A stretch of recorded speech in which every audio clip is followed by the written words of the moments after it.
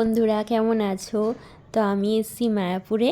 আর দেখো কি সুন্দর সুন্দর সব দোকান, কত কিছু পাওয়া যাচ্ছে। সেটাই দেখছিলাম আমি আমার ফ্যামিলির সাথে অনেক বছর পর আবার মায়াপুরে আসলাম। ভাবলাম তোমাদের সাথে একটু শেয়ার করি। তো দেখো মায়াপুরের এটা গেট।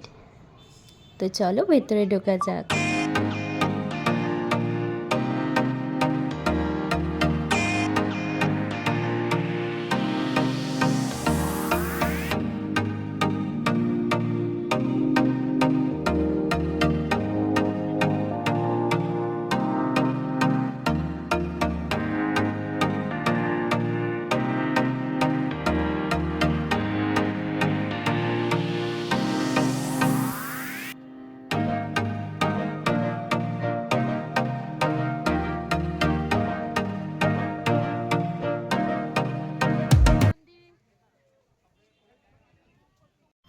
হ্যালো বন্ধুরা, ভেতরে ঢুকে গেছি। দেখতেই পাচ্ছ তোমরা, অনেক ভিড়।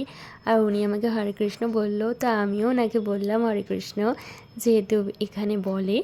তো চলো, তো এবার গুজরাট থেকেই আমি ভেবে এসেছিলাম যে মায়াপুর যাব আর বড় মাকে দেখবো। এই দুটোই আমার পূরণ হয়েছে মনের ইচ্ছা। তো দেখো বন্ধুরা, রোদের মধ্যে ঘুরতে ঘুরতে মুখ চোখ তো কালো হয়ে গিয়েছিলো, বাট ডোন্ট ওয়ারি, ঘুরতে এসেছি যখন একদিন মুখ চোখ যদি কালো হয়েই যায়, ক্ষতি কী। চলো, তো তারপর আসলাম যেটা আসল মন্দির মায়াপুরের, সেখানে।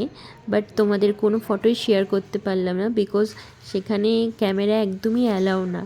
তো ক্যামেরা ভেতরে ঢোকার আগে সব ক্যামেরা জমা রেখে তারপরেই ভেতরে ঢুকেছিলাম, তাই শেয়ার করতে পারলাম না। আর এটা হলো স্কনের যেই মন্দিরটা তোমাদের কাছেও ভিডিওতে আসে, বড় মন্দির খুবই। বাট ভেতরে ঢুকে দেখলাম টিকিট কেটেছি 50 টাকা দিয়ে, এক একজনের 50 টাকা করে টিকিট। সো ভেতরে ঢুকে দেখলাম এখনও কনস্ট্রাকশনের কাজ চলছে, তৈরি হয়নি।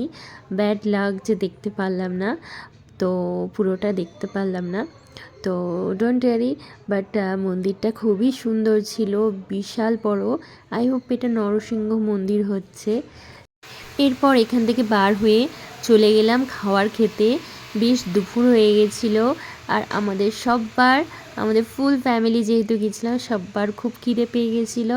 তো খাওয়ারের ভিডিওটা তোমাদের শেয়ার করতে পারছি না, কারণ কি আমার হাতে ক্যামেরা ধরতে পারছিলাম না। খাওয়ার এতই গরম ছিল আর এত কিছু ছিল। সো যেটুকুনি পারলাম ভিডিও শেয়ার করলাম। কেমন লাগলো অবশ্যই জানিও। ভালো লাগলে একটা লাইক, শেয়ার আর সাবস্ক্রাইব করে রেখো। চলো টাটা, বাই। আবার নেক্সট ভিডিওতে দেখা হবে।